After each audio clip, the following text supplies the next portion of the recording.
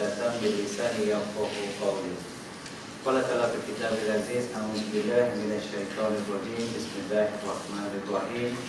Ya ayyuhalladzina amanu ta'inu bisabri wassalah innallaha ma'as-sabirin. Shadaqallahul azim. Yang saya hormati muslimin muslimat yang dirahmati Allah sekalian. Saya pun dalam keadaan serba salah. Sebab yang di sebelah sini kata kita mula pukul 1, asalnya kata 12.30. Ini boleh ya. Berhenti boleh. Jangan berhenti 12.30, 1.30. 1.50. Okey. Alhamdulillah. InsyaAllah kita pada tengah hari yang mulia ini kita akan sambung perbincangan kita daripada mana kita pernah berhenti ya. Kalau bulan lepas ini adalah kuliah yang bersiri. Dan sekiranya yang pertama, minggu lepas kita bincangkan tentang pengurusan diri kita dari perspektif agama Islam, bagaimana menguruskan diri, masa dan sebagainya. Dan kita cakap tentang tarbiyah diri kita atau personal development dan juga kepimpinan yang berasaskan Al-Quran dan Sunnah. Yang macam mana kita nak membentuk diri kita menjadi manusia yang Allah hendaki, bukan macam mana yang kita nak jadi, tapi macam mana Allah nak kita jadi. Ya, apa yang perlu kita buat, apa batasan-batasannya, nanti kita dah bincang. InsyaAllah pada hari ini kita akan sambung pada hari ini. Kalau nampak mungkin ada yang dapat nota ke apa tazkirah untuk bulan ini ya. Dan saya letak di situ ya, yang awal pada tazkirah itu sebagai ulangan daripada apa yang pernah kita bincangkan bulan lepas ya. Ayat Quran Allah Subhanahu wa taala berfirman, innallaha la yughayyiru ma biqaumin hatta yughayyiru ma bi anfusihim. Ini akan menjadi teras kita sepanjang perbincangan kita sehingga maybe akhir tahun atau selama-lamanya. Allah Subhanahu wa taala berfirman, Allah beritahu Allah tidak akan merubah nasib sesuatu kaum sehingga mereka merubah apa yang ada dalam diri mereka sendiri. Jadi kita bercakap tentang leadership, kepimpinan, kita cakap tentang self development yang memperbangunkan diri kita. Dia tidak akan berubah selagi kita sendiri tidak memilih untuk merubah. Itulah senang cakap lah kan. Orang putih kata you can bring a horse to the well. Boleh bawa kuda pergi ke telaga perigi, sumur ya. Tetapi you can never make it to drink. Dia kata tak boleh kita boleh bawa kuda sampai ke telaga, nak suruh dia minum, dia tak nak juga minum, nak buat lagu mana kan, nak macam mana kita nak buat nah. So inilah peringatan yang Allah sebut dalam surah Ar-Ra'd ayat yang ke-11 ya. Nah, kita kena ingat bab ni sebagai motivasi kepada kita, kepada semua. Dan hari ini bila dibuat kajian memang benar ya. Perkara yang mula-mula yang perlu kita buat untuk membuat suatu perubahan, apa dia? Merubah ya sikap kita, sikap yang ada dalam diri kita tu. Willing to change, tak ada masalah. Orang bergaduh, kenapa bergaduh? Bila mereka duduk bincang berubah sikap, tak jadi gaduh. Sedang tak kena. Suami isteri pun sama, tempat kerja pun sama, ya, semua balik kepada sikap ya. Jadi insya-Allah, dan ayat ini sebenarnya diturunkan, diberi peringatan nasib baik ya, nasib yang baik ya, bukan cakap tentang benda-benda yang baik dari suatu kaum itu tidak akan menjadi buruk selagi kita yang merubah menjadikan benda itu tidak elok ya. Dan sebagai mukadimah dalam kertas ini saya ceritakan tentang yang ambil daripada ayat Quran surah Al-Baqarah ayat 286. La yughayyiru ini la yukallifu nafsan illa wus'aha, sampai akhir ayatnya. Ayat ini boleh baca. Dan sebagai nak bagi tahu, bila kita nak buat perubahan diri dalam diri kita ni pun bukannya Allah menuntut kita membuat sesuatu yang di luar kemampuan kita. Islam tidak datang sebagai agama yang menindas. Ya, pagi tadi saya dalam satu program ya dengan warga kaki tangan Mara, program tentang khusus dakwah untuk mereka. Nah, kita ceritakan tentang apa tanggapan orang yang bukan beragama Islam tentang agama Islam. Dan dari mana mereka mendapat tanggapan itu? Daripada mereka melihat orang Islam itu sendiri. Dia punya perception tentang Islam, yang mereka faham tentang Islam daripada apa yang mereka lihat orang Islam buat. Kalau orang Islam baik, baiklah Islam bagi mereka. Kalau orang Islam kurang baik, kurang Islamlah, kurang baiklah Islam untuk pandangan mereka tentang agama Islam. Ya, jadi insya-Allah, ya, jadi bila sebut tentang hak ini pun kita mesti faham, kita bukan saja bekerja dengan sesama kita yang Islam, kadang-kadang kita juga ada kawan-kawan kita yang bukan beragama Islam. Ya, cara kita kerja dilihat kalau kita profesional, proaktif, ya, kita boleh bekerja sama, ya, dan kita boleh membuat kerja dengan cara yang efisien, dan mereka akan lihat, oh, ini sebenarnya Islam. Ya, mereka kata bagus orang Islam. Ya, jadi kalau sebaliknya kita buat, kita rasuah, kita ponting kerja, tak habiskan 3 minit, kualiti kita pun tak bagus dan pencapaian kita tak memberasakan, pandangan mereka pun akan menjadi lain. Ya, sebab kita punya kebertanggungjawaban kita bukan kepada majikan sahaja, tetapi kita punya kebertanggungjawaban accountability kita kepada majikan dan juga kepada Allah Subhanahu Wa Taala. Majikan boleh lari, kamera ni pun boleh kita ubah-ubah buat, boleh disunting kan. Tapi kita di yaumul mahsyar, di yaumul mahsyar nak lari boleh ke mana Syekh? Bukan saja apa yang kita lakukan, apa yang kita fikirkan sekarang ini pun akan ditayangkan. Jadi saya waktu ceramah ni, apa tuan-tuan sedang fikir pun, ini kau fikir ya. Itu perbualan kita nanti di mahsyar nanti, ya. Everything will be displayed out, insya-Allah. Semoga Allah lindungi kita. Dan apa perkara-perkara yang boleh membentuk, ya, kita punya personal development itu sendiri, ataupun dan juga leadership. Ya, mesti apa faktor-faktor yang mempengaruhi. Saya sebut juga yang pernah saya sebut bulan lepas, kalau tengok dalam kertas kerja itu, ya, saya letak, dan saya cuma nak ambil beberapa faktor. Biasa bila sebut perubahan diri kepada kebaikan ini, ada antara faktor-faktor yang mempengaruhi apa dia? Faktor dalaman itu yang pertama. Kedua, ada faktor luaran. Dalaman kita fahamlah, ya, dalaman preparation diri kita, tuntutan-tuntutan agama yang kita boleh lunaskan, apa semua itu basic. Tak ada excuse nak sebut saya kerja lah, sibuk lah, nak solat pun tak dan. Ya, kalau Allah kata aku pun sibuk lah, tak dan nak bagi rezeki untuk kamu bulan ni, apa nak jadi dengan kita? Kerana kita tak pernah fikir ke arah begitu, dan kita selalu kadang-kadang banyak excuse yang kita bagi, ya, untuk kita nak tuang kewajipan-kewajipan yang patutnya kita lakukan, ya. Dan bila sebut tentang suasana yang mempengaruhi cara hidup kita, cara kita bekerja, dan apa suasana seperti mana? Pertama, mungkin di rumah, ya, rumah itu sendiri. Kedua, di tempat kerja, ya, benda-benda inilah yang akan membina cara fikir kita, gaya kepimpinan kita, interaksi kita sesama manusia, dan di tempat kerja dan sebagainya, ya. Dan saya di situ listkan sajalah, saya letak senaraikan, ya, senaraikan faktor-faktor yang boleh, insya-Allah boleh mempengaruhi karakteristik ataupun perubahan diri seseorang itu kepada kebaikan. Waktu yang sama juga boleh mempengaruhi cara kepimpinan seseorang. Contoh, kalau tengok dalam rumah tangga kita, gaya kepimpinan kita, kadang-kadang mungkin ibu bapa kita, dia ni datang dari sistem tradisi. Kenapa kita macam tu? Mak bapak kita macam tu. Kenapa macam tu? Datuk nenek moyang kita semua macam tu. Jadi kita dah satu tradisi yang macam tu, ya, kita ikut saja, kita buat. Jadi anak kita pun samalah.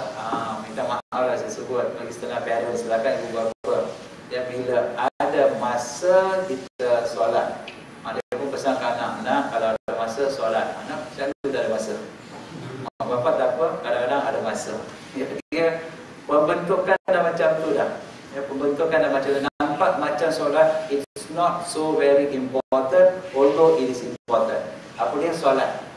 Solat tu penting, tapi tak mampu nak buat, it's okay lah. Macam tu, kita boleh compromise.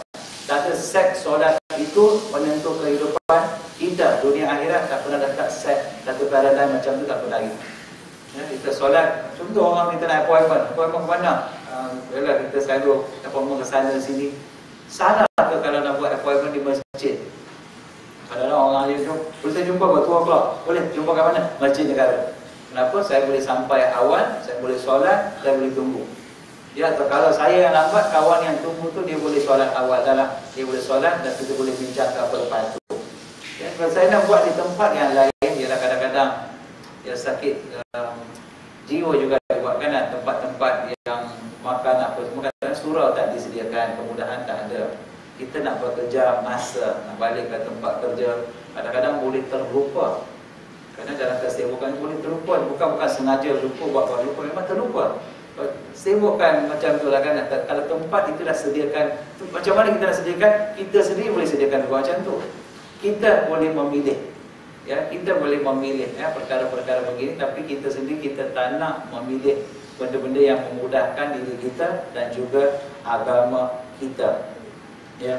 Dan antara faktor ya, bila sebut faktor yang boleh membentuk kepimpinan diri kita ataupun leadership, apa yang kita personal development kita ni ya, antara faktor-faktor saya letak kat situ. Kalau contoh, saya lebih fokus kepada tempat kerja lah ya. Tempat kerja, pertama saya letak sebagai personality kita. Alhamdulillah kita lahir Islam ya, syukur alhamdulillah, dan kita dibesarkan dalam satu tradisi Islam walaupun bukan budaya Islam. Lain ya, kalau kita bukan kita lah, saya Hindustan kalau dia kata kita ya. Tuan-tuan daripada budaya Melayu ya, budaya Melayu. Saya tengok kadang-kadang kat pejabat pun bila orang berjalan bagus, sopan santun, dia boleh jalan macam ialah depan biasalah kan, bila nak jalan depan orang dia pun jalan macam tu. Pejabat pun ada terbawa-bawa budaya itu daripada budaya kat Melayu. Kan kalau budaya kita biasa kita kata excuse me, kita lalu sajalah kan. Ya, tapi dia salah tak salah tu tak salah. Dia nak kata values macam ni kadang-kadang mempengaruhi ya personality kita tu kadang-kadang ya. Dan macam mana kita melihat benda ya, sebab kadang-kadang kita sudah pun ada satu tanggapan pada diri kita, inilah saya Muslim, saya mesti macam ni ya. Dan sebab kadang-kadang orang tengok saya pun lain macam, pakai macam ni, bukan baju ustaz ni. Kerana kalau baju ustaz kena puang-puang ni, minimum ni kena baju Melayu atau pakai jubah, pakai serban tu kira okey lah, dia menepati ciri-ciri kalau ikut sunnah. Itu antara yang terbaik ya. Adakah pakai macam ni tak boleh kita nak mengajar tentang mungkin bab-bab agama? Timbul personality clash ya, especially wanita ya, dengan pakaian mereka yang bertudung ya, tudung macam mana nak pakai ya, itu pun isu jugalah kan. So ialah benda-benda perkara-perkara begini lah ya. Sebab tu kadang-kadang sebut ya pakai jubah, yes bagus pakai jubah ini. Kalau pakai jubah itu satu sunnah ala Nabi SAW. Pakaian menutup aurat itu adalah sunnah Nabi SAW. Nah, kita kena lihat macam itulah. Berkenderaan adalah sunnah Nabi SAW. Kalau menaiki unta masuk sunnah ala Nabi SAW. Ya, Nabi tak pernah naik kapal terbang. Ya, Nabi pernah sebut pada sahabat-sahabat zaman Rasulullah akan ada besi-besi yang berterbangan seperti burung. Kerana zaman Nabi 1400 years ago, 1400 tahun dulu Nabi sebut apa? Besi-besi akan berterbangan seperti burung. Sahabat-sahabat, just imagine 1400 tahun dulu macam mana agaknya mereka nak imajinasi. Ya, kapal terbang, besi-besi terbang macam ni ke macam burung? Kerana ini yang kata aeroplane kita ni kan, kapal terbang kita. Nabi dah bagi dah benda-benda yang macam ni akan berlaku. Dan terpulang pada kita lah, zaman ikut zaman kita. Jadi personality kita yang kita bawa ini pun kadang-kadang ialah saya tengok ada juga kawan-kawan saya CEO tapi pergi ke pejabat pakai serban. Masalah? Tak ada masalah. Siapa kata masalah? Boleh lah, jangan langsung tak pakai, itu yang tak boleh. Kerana mendedahkan aurat itu yang tak boleh. Jadi perkara-perkara yang macam ini kadang-kadang ya, mempengaruhi cara fikir kita, values, nilai-nilai hidup kita. Ya, kita kadang-kadang berpegang pada setengah nilai, tidak mau berkompromi. Lagi-lagi orang tua kita lah, dia buat apa kita dan sebagainya. Dan saya pernah ada satu pengalaman nak kahwinkan seorang saudara baru, mualaf, dengan satu budak di pantai timur, tak sebut dari mana, marah pula orang sana. Satu kampung bawa parang halang kita keluar. Pasal dia, kampung tu memang dia tak boleh nak tengok orang bukan sebangsa, sepuak dengan dia. Ya, nasib baik tak kena parang. Ya, tak kena kapak kita balik. Itu pun syukur alhamdulillah. Ya, tapi akhirnya dia kahwin jugalah. Dan sebut values yang mereka sudah pun bentuk dalam diri mereka. Ya, jadi kadang-kadang kita perlu ada sedikit kompromi. Saya nak bagi satu contoh. Ya, Nabi Musa alaihissalam. Kerana apabila nak berburu dengan Nabi Khidir, kan, Nabi Khidir dah letak pun dah dia punya KPI. Kalau nak ikut aku Musa boleh, tapi kalau ni tak penyabar, dia nak okey, kalau nak ikut KPI. KPI dia apa? Duduk diam saja, jangan tanya soalan. Dan kita tahu peristiwa yang berlaku. Nabi Musa naik kapal dengan Nabi Khidir sampai ke satu tempat, dia rosakkan kapal tu. Kemudian sampai ke satu tempat, dibunuh satu budak Nabi Khidir. Kemudian satu tempat ada batu-batu yang sedang jatuh, dia pula di atas didirikan benda tu, tembok tu. Ya. Dan akhirnya dia terpaksa tanya soalan juga. Ya, tanya soalan juga. Lepas tanya soalan, bila dah kena pecat, baru Nabi Musa tahu, oh, rupa-rupanya apa yang dia dibuat itu ada message sebaliknya. Apa yang Nabi Khidir lakukan itu ada, what you say that, ada sesuatu benda yang tersirat. Ya, that means you have to terima. Ya, kadang-kadang perkara-perkara yang berlaku itu ada hikmah dalam kehidupan kita di tempat kerja. Ya, saya dengan satu organisasi, Pak Budi pun bincang dengan dia punya MD dia. Apabila mereka nak buat cost cutting, nak menjimatkan kos, banyak perkara-perkara perubahan mereka perlu buat. Dia bukan 5 tahun yang lepas. Dia cerita bagaimana mendapat rintangan habis, maximum, ya, maximum dissatisfaction, ya, tak puas hati di kalangan kaki tangan dia. Tapi alhamdulillah, daripada dulu bayar 2 bulan bonus, sekarang ni bayar 5 bulan bonus. Memang kalau bagi tahu awal-awal saya janji nak bayar, tak bayar pun tak boleh lah kan. Ya, pasal apa? Mereka buat, suka tak suka ikut. Ya, kalau tak nak ikut, dan you resign. Sampai ke peringkat sebut macam tu. Ya, nak resign mana nak pergi cari kerja. Dan ini kan, tapi alhamdulillah, ya, because mereka sanggup mengorbankan values kita. Ya, bila sebut sembahyang, okey sembahyang, okey you sembahyang, solat, okey berapa lama solat? 20 minit, okey pergi solat, balik sambung kerja. Ya, tak ada sampai setengah jam, sejam. Ini kadang-kadang sikap kita. Ya, sikap macam ni. Kemudian kita bagi excuse. Ya, nak sembahyang pun tak boleh. Saya solat kadang-kadang kat airport, pergi luar negeri kat airport, letak saja sapu tangan, saya sembahyang, bagi salam, tak adalah sampai nak wirid apa semua. Kadang-kadang berlaku, kita tengok dekat RNR apa yang berlaku waktu sembahyang. Kerana orang ramai dah habis sembahyang, dia lah jemaah, baguslah tu. Nak wirid lagi, nak baca doa sampai 15 minit. Belakang pula 2 orang tunggu.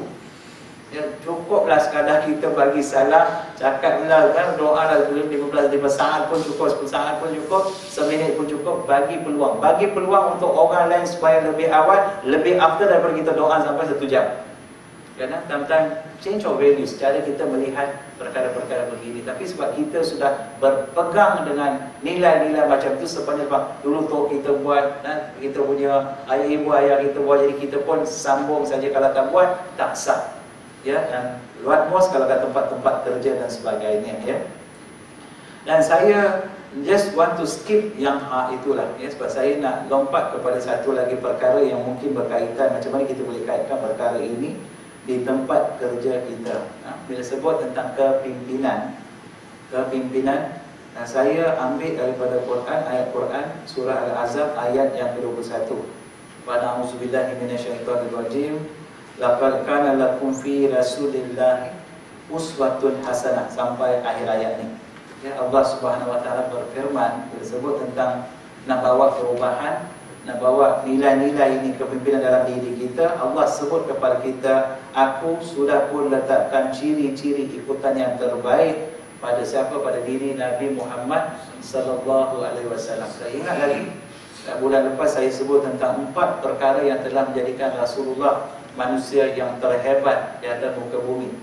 Bila Michael H. Hart dia tulis buku 100 manusia yang paling berpengaruh atas muka bumi, dia letak nama Nabi SAW sebagai manusia yang paling terhebat atas muka bumi. Dan antara alasan yang dia bagi, dia kata apa? Dia kata Nabi Muhammad SAW manusia yang berjaya dari segi keagamaannya dan juga dari segi keduniaannya. Ya, dia ambil manusia-manusia yang hebat dalam muka bumi semua. Ya, dan dia, Michael Hart sendiri seorang yang bukan beragama Islam. Ya, dan bila dibuat kajian tentang apa yang telah menjadikan Rasulullah sebagai ikutan yang terbaik, apa sifat-sifat yang ada pada dirinya, memang sepakat, kita pun semua setuju, sifat staff, STAF. Apa dia? Sidik, tabligh, amanah dan ketanah. Nah, benda ni diuraikan lagi. Kalau tengok dalam muka surat 3 saya letak di situ kan, 25 karakteristik yang perlu untuk kita jadikan sebagai ciri-ciri untuk menjadikan diri kita sebagai seorang pemimpin yang terbaik, mengikut sunnah Nabi SAW. Saya letak kat situ ya, 25 balik baca yang ya. Pertama, ability, ya, kemampuan kita lakukan sesuatu, keberanian, ya, calmness. Ini saya nak terjemah ni payah sikit lah. Saya dapat bayangkan tapi nak terjemah saya pun tak faham balik, tengok dictionary lah ya. Cool, bahasa orang kata ni cool, cool lah kan. Nabi selalu cool aja. Dalam isu tak adalah gelabah puyuh ke apa, tu bahasa kita lah kan. Tak adalah Nabi pernah gelabah, kelang kabut dan sebagainya, tak ada. And dependability ada. Nabi sebagai ikutan ya, sebagai ikutan seorang yang adil. Nabi apa-apa sebut tu bukan diikut orang lain buat ya, tetapi datang dari diri Nabi sendiri, seorang yang benar, sentiasa mencari inisiatif ya, dan juga knowledge Nabi, judgment Nabi ya, dan semua sifat-sifatnya telah menjadikan Nabi SAW manusia yang terhebat. Dan ciri-ciri ikutan ini hari ini semua bersepakat mengatakan apa? Kalau kita copy and paste dalam diri kita, itu pun sudah boleh membawa apa? Kemajuan dalam diri kita di situ. Bukan saja bab keagamaan, malah di tempat kerja, ya, di tempat kerja. Dan sebab itulah bila sebut tentang perubahan-perubahan ini pun saya teringat ya, dan Islam ataupun Al-Quran itu sendiri adalah satu kitab yang cerita tentang personal development. Al-Quran cerita tentang tu. Adakah Al-Quran cerita tentang macam mana kita nak undur ke belakang ya, dalam apa benda pun ya, Al-Quran sentiasa memberi motivasi, kearahkan supaya kita mendekatkan diri kepada Allah, jadi manusia yang lebih baik, jadi anak yang lebih baik, jadi suami yang lebih baik, jadi warga kerja yang lebih baik, jadi bos yang lebih baik, pemimpin yang lebih baik. Ini Al-Quran. It's all talking about personal development. Ini adalah Al-Quran ya. Mana ada kitab lain yang cakap fokus tentang hal ini? Al-Quran ya. Jadi kita boleh gunakan Al-Quran ini sebagai satu sumber bagi kita untuk memajukan diri kita menjadi manusia yang hebat. Dan konsep-konsep yang boleh kita ambil daripada Al-Quran ya, untuk kita nak develop diri kita ni apa dia? Yang pertama, keikhlasan kepada Allah SWT, sincerity. Keikhlasan ya, keikhlasan. Apa Islam letakkan perkata dulu, apa jua kita lakukan, kita mesti lakukan dengan ikhlas. Ya, saya sebut minggu lepas ya, bila kita pergi kerja pun ya, niat kita pergi kerja kerana apa? Although kita sekarang kalau saya tanya, semua pasti akan jawab kerana Allah. Tapi kalau saya tanya pukul 6 atau pukul 7 bila keluar rumah, pagi ni keluar niat pasal apa? Itu biasalah kita lakukan sebab kita sudah lali. Hari-hari kita buat benda yang sama, kita dah lali. Dan kita pun dah macam jamak dah. Saja aku berpuasa sepanjang Ramadan ini kerana Allah. Kenapa kokot kalau terlupa boleh kaut? Jadi saja aku pergi ke kerja sepanjang hayat hidup aku kerana Allah. Selesai. Kalau terlupa pagi tadi kita dah niat, still kita dah kaut. Ikhlas. And anything you do dalam Islam, Masya Allah ya, apa benda kita lakukan pun, walaupun mulut sebut ikhlas, tapi dia kena hadir keikhlasan dalam hati kita. The art of ikhlas ni apa? Seni ikhlas ni apa? Bila seseorang tu sebut ikhlas, memang confirm tak ikhlas. Karena nak tahu ikhlas tak ikhlas. Saya baru-baru ni ada mualaf jumpa, Ustaz, tak kenal saya Ustaz? Kenal tapi tak boleh nak ingat dah kalau mana jumpa last. Kata Allah, Ustaz, dulu saya belanja nasi ayam tu ikhlas tu, dia belanja nasi ayam dan dia ikhlas. Ada kan, saya jumpa balik kucing, jumpa satu brother lah. Dia cakap kata, brother, tak kenal saya ke brother? I remember but I cannot recall, dia kata. Dia macam saya. I remember last time he bought me a good dinner last time at the riverside, sebuah tempat-tempat. Did I? Dia kata, adakah saya beli? Dia belanja saya makan sampai beratus ringgit dia bayar. Dua orang makan beratus kita bayar. Tapi dia lupa. Itu tanda ikhlas. Tanda ikhlas kan. Abang ingat tak apa abang hadiah abang bagi anniversary tahun lepas? Kalau abangnya ingat, confirm dah ikhlas. Jangan ingat kat abang juga kan. Kalau sebut lah, nak sebut saja sebut lah kan. Biasa orang bila sebut, ada kadang orang sebut, saya sebut ni ikhlas ni. Kadang-kadang kita dengar orang selalu sebut perkara-perkara ni kan. Saya sebut ni ikhlas kerana Allah. Memang confirm, memang tak ikhlas lah tu. Ya, jarang-jarang. Biasa orang yang ikhlas, dia pun tak tahu dia ikhlas. Orang yang ikhlas, mereka tak tahu yang mereka ikhlas. Ya, most of the time. Ya, ini art of being ikhlas. Jadi agama kita nak bawa perubahan pada diri kita, pertama pada diri dalaman kita sendiri, before kita fikirkan untuk orang lain. Dia kata apa? Dia kena bermula dengan keikhlasan kerana Allah Subhanahu Wa Taala. Ya, saya baru-baru ni tanya seorang girlfriend, girl and friend lah, girlfriend lah kan. Ya, seorang wanita yang saya kenal, ya, dia ialah tak pakai tudung lah. Ya, bagi saya kalau tanya tak pakai tudung, itu masalah dia lah. Tak ada seorang mualaf, dia sampai hari ini sudah lama dah, 11 tahun masuk Islam. Dia sembahyang, Masya Allah, jaga, awal waktu, 5 waktu jaga, tudung tak pakai. Kenapa tak pakai? Dia kata dulu sebelum masuk Islam, saya tanya Ustaz kata tak pakai pun tak apa. Jadi saya tak nak pakai. Jadi kalau orang tanya saya, bukan Islam yang mualaf tanya Ustaz, tudung kena pakai? Jawapan saya wajib pakai, tak pakai punya pasal. Saya nak, kalau saya tak nak besok dia kata, ni Ustaz Fitri kata tak pakai tak apa, saya tak nak macam tu dia. Jadi dia ini memang asal Islam. Saya suka dia, suka sorry quote unquote, suka lah, bukan suka apa kan. Macam mana saya kata translate, I like her. Suka dengan like ni lain kan. Saya suka kerana apa yang saya suka pada diri dia, dia seorang yang rajin. Bila bagi task, bila bagi kerja, apa semua up to date dia buat. Cukap, on the time dia boleh deliver task yang kita bagi. Tak ada apa banyak benda kita nak komen apa semua. Tak ada pembotolan. Very good. Bagus lah. Bos dia memang beruntung lah dapat seorang staff yang macam tu. Kadang-kadang saya pun kadang-kadang minta dia buat sesuatu, dia akan buat, Masya Allah. Hebat. Dan satu hari saya terasa nak tanya, tak tahu kenapa saya terasa nak tanya, sister kenapa you tak pakai tudung ya? Terus dia terkeluar. Saya pun tak boleh nak sensor, dia terkeluar. Saya boleh cakap lebih baiklah dengan saya kan. Dia cuma tengok saya, dia pun senyum saja kat saya. Yang saya nak tanya soalan yang saya nak tanya kat dia, apa perasaan you tak pakai tudung? Itu soalan saya nak tanya kat dia. Tapi saya tertanya macam tu, kenapa you tak pakai tudung? Esok hari dia pergi kerja, dia pakai tudung dah. Esok hari saya biarlah nak kata terkejut, tak ada terkejut jugalah. Tapi bukan terkejut beruk lah kan.